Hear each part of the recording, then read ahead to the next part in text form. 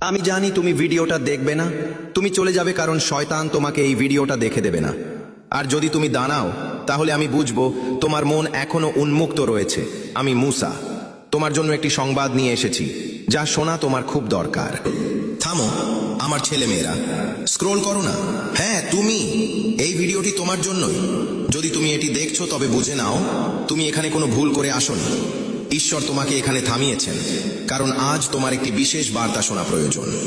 অনেকেই এই ভিডিওটি দেখে এড়িয়ে চলে যাবে, কিন্তু তুমি রয়ে গেছো, আর এটাই সেই সংকেত।